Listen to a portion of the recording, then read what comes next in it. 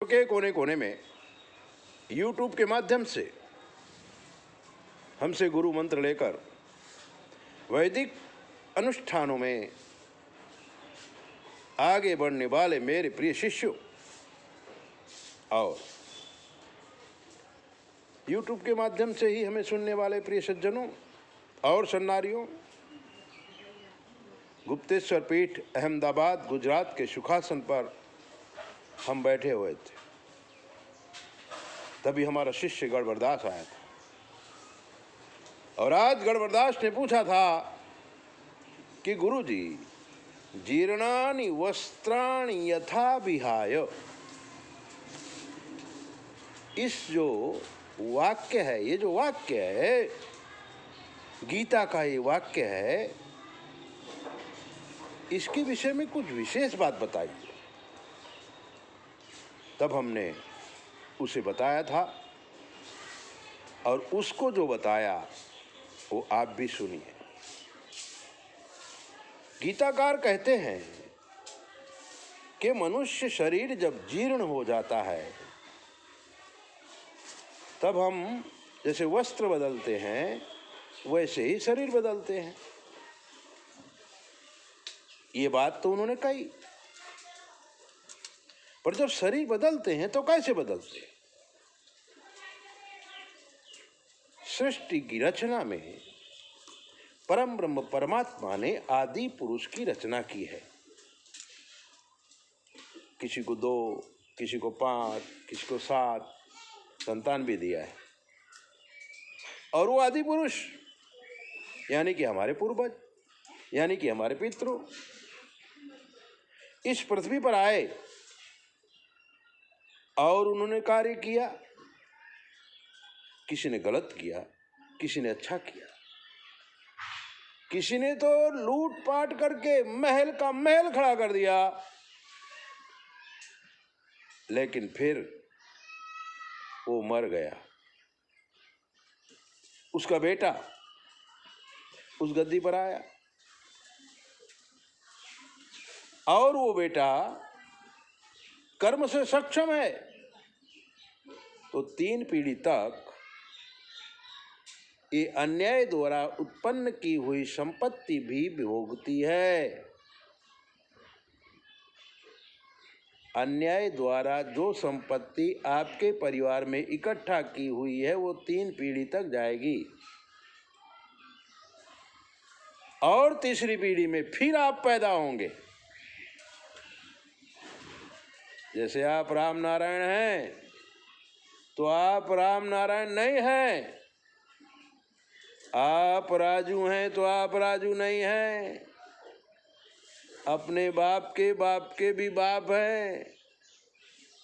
अन्याय करके आप मर गए हैं, संपत्ति बना के आप मर गए हैं।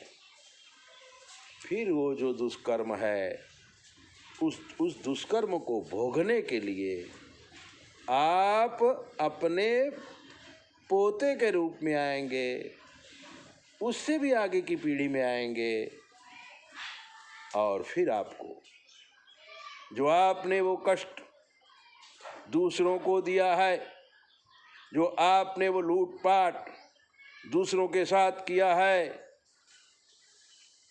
इस जन्म में आपके डीएनए में ही आप पैदा होंगे। लड़के का लड़का, लड़का लड़का बनेंगे और फिर वो दुख भोगने का समय आएगा। अगर आपने कोई बहुत बड़ा सत्कर्म किया है तो उस सत्कर्म का फल आने वाली पीढ़ी भोगेगी और फिर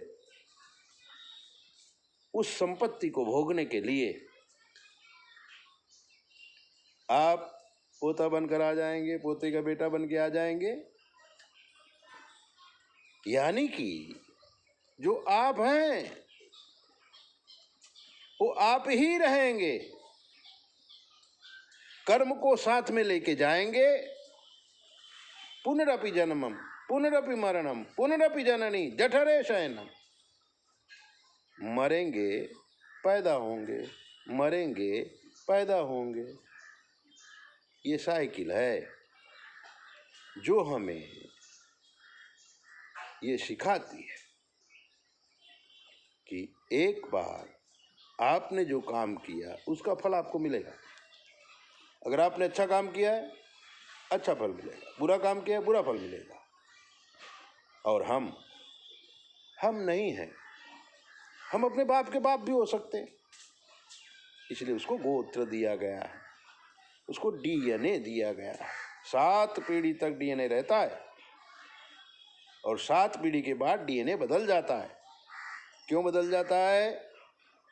क्योंकि माँ जो है दूसरी जगह से आती है, और डीएनए जो बदलता है उसका आधार भी प्रभु नक्की करते हैं, भगवान फिक्स करते हैं, प्रकृति फिक्स करती है। अगर आप भगवान को नहीं मानते, कुदरत फिक्स करती है कि इस खून को और इस खून को मिलाया जाए तो तीसरा कौन सा खून पैदा होगा। और एक बार जब वो बीज बन जाता है तो इस दुनिया में मनुष्य पैदा होते रहते हैं, मरते रहते हैं। कभी कभी बहुत बड़े बड़े अपराध हो जाते हैं पूर्व जन्मों में, तो हम जो हमें डीएनए प्रकृति ने दिया है वो डीएनए ही पूरा हो जाता है। किसी लड़का ही नहीं होता, शादी ही नहीं होती, 56 में मर जाते हैं।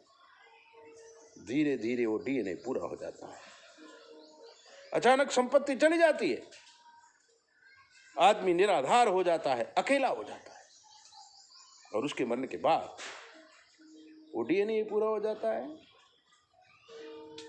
मित्रों, इस दुनिया में आप जो भी सोचेंगे, आप जो भी करेंगे, वो आपको ही भोगना है।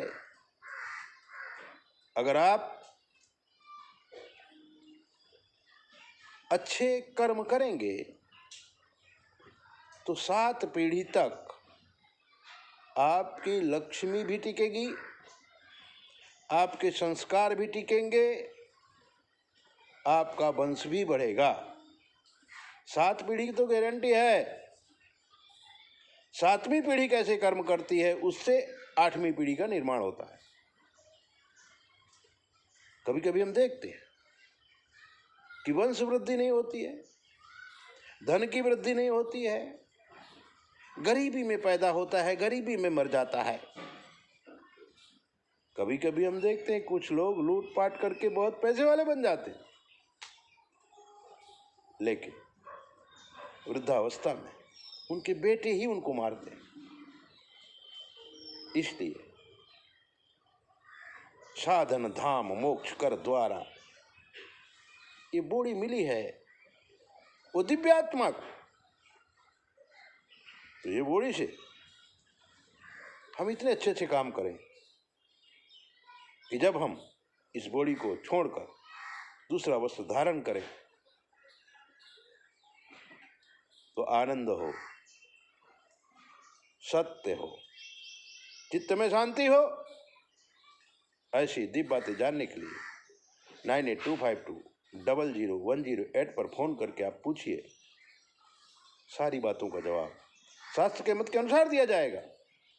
हमारे कमेंट बॉक्स में अगर कोई नंबर मिलता है तो उस पर आप गौर न करें, वो ठगने वाले लोग हैं। और आजकल यूट्यूब के माध्यम से दुष्ट लोग आपकी भावनाओं से खेलते हुए आपको उल्लू बनाने की कोशिश कर रहे हैं। सत्य को जानो और समझो, ये बात व्यक्ति बोलता क्या है, ये कैसा है, ये हमें लोभ में डाल रहा है, हमें प्रलोभन दे रहा है, हमें फंसाने की कोशिश करता है। वही व्यक्ति आपको लोभ में डालेगा जो आपके साथ सत्य मार्ग पे नहीं चलने वाला है। 9825200108। जय भोले। अपना ध्यान रखो।